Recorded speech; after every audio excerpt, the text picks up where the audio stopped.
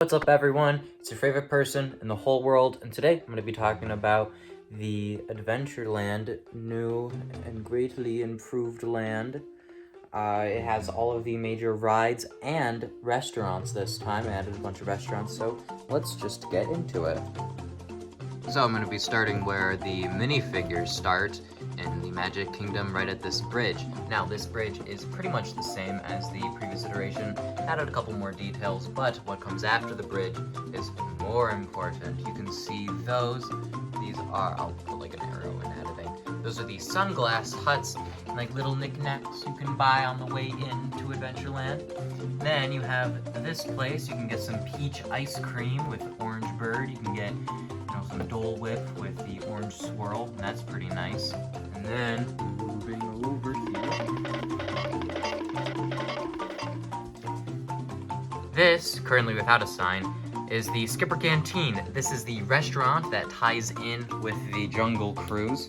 That's basically Disney World's version of the Blue Bayou. And so you got a bunch of fun Adventureland themed stuff, a lot of societies of adventures and explorers, that kind of stuff.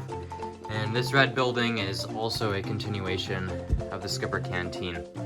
And then turning this way, this is the Swiss Family Robinson treehouse. So the actual tree build has not changed because I like how it is, and there's a bunch of lighting right here that I don't want to take the wires out of. But the base that's sitting on is much better now. And here, this is kind of the central area of Adventureland. You have the magic carpets of Aladdin.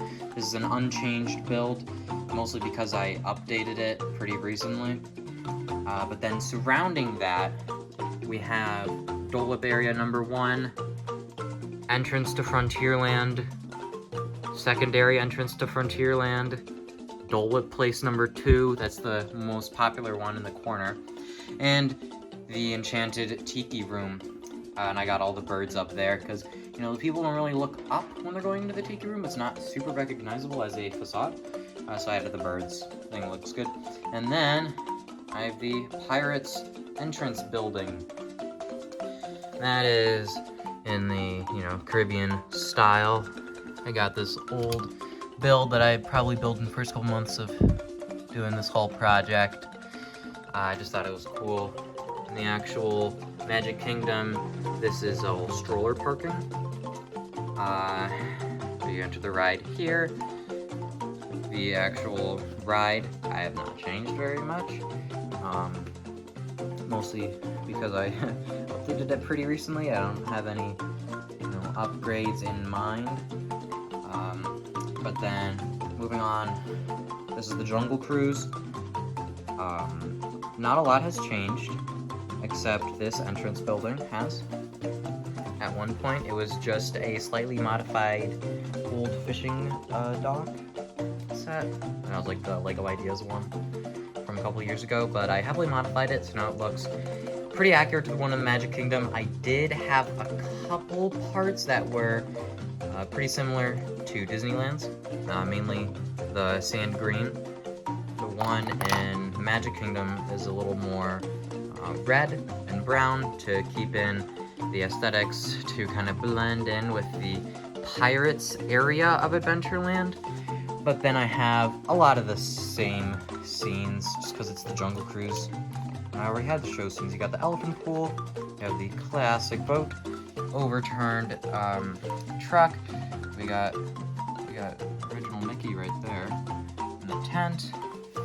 Bunch of trees, you can see animals and everything. We have the temple that's exclusive to the Magic Kingdom. Disneyland doesn't have an indoor area. I think that's why, the Magic Kingdom one is better. But then moving on from the Jungle Cruise, making your way up here. In the actual Magic Kingdom, the Tortuga Tavern would be right here. That's like the Pirates quick service restaurant, but the Tiki Room is more important than that, so it took its place. And then this is the secondary way into Frontierland, and this is currently extinct at the Magic Kingdom. I think it's defunct. It's closed. And it's been closed for as long as I can remember. This is the place where you used to get McDonald's French fries. It's the only place you get McDonald's in the park, and it only sold French fries, so I thought that was pretty cool. I wanted to add that little detail in for the older people, because I know that like my parents remember that stuff. And I don't know, we'll do some bonus stuff too. The last major attraction that I neglected to add up until this point is the Rivers of America and Tom Sawyer Island. And mostly because I've never been to it, and it is boring. I think it is a waste of space in the Magic Kingdom. But going for accuracy now.